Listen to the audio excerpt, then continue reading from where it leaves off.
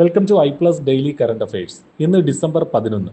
ഇന്നത്തെ പ്രധാന ആനുകാലിക സംഭവങ്ങൾ നോക്കാം. ഇന്ത്യയിലെ ദീപങ്ങളുടെ ഉത്സവമായ ദീപാവലി യുനെസ്കോയുടെ 2025 ഇൻടാഞ്ചിബിൾ കൾച്ചറൽ ഹെറിറ്റേജ് പട്ടികയിൽ ഇടം നേടി. 19 ആഗോള സാംസ്കാരിക ഘടകങ്ങളെ ഇതിൽ ഉൾപ്പെടുത്തിയിട്ടുണ്ട്. ഇന്ത്യയിലുടനീളമുള്ള ദശലക്ഷക്കണക്കിന് ആളുകളും ലോകമെമ്പാടുമുള്ള പ്രവാസികളും ആഘോഷിക്കുന്ന ഉത്സവത്തിൻ്റെ ആഴത്തിലുള്ള സാംസ്കാരിക, ആത്മീയ, സാമൂഹിക പ്രാധാന്യത്തെ കണക്കിലെടുത്താണ് ഈ ഉത്സവം ഉൾപ്പെടുത്തിയത്. ഇന്ത്യ നയിക്കുന്ന ഇന്റർനാഷണൽ ബിഗ് ക്യാറ്റ് അലയൻസിൽ അഥവാ IBCA ചേരുന്നതിനുള്ള കരാർ അംഗീകരിക്കാൻ റഷ്യ തീരുമാനിച്ചു. ഈ ആഗോള സഖ്യത്തിലെ 19ാമത്തെ അംഗരാജ്യമായി റഷ്യ മാറും. കടുവ, സിംഹം, പുള്ളിപ്പുലി, ഹിമപ്പുലി, ചീറ്റ, ജാഗുവാർ, പ്യൂമ എന്നീ 7 വലിയ പൂച്ചകളെ സംരക്ഷിക്കുക എന്നതാണ് ഈ ആഗോള ഗ്രൂപ്പ് ലക്ഷ്യമിടുന്നത്.